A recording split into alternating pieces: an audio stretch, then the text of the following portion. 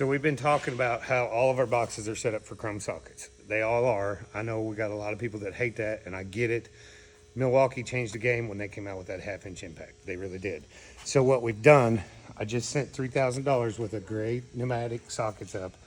These are all going to be redesigned. So if you bought one of these boxes and you want impact sockets, all you got to do is call us.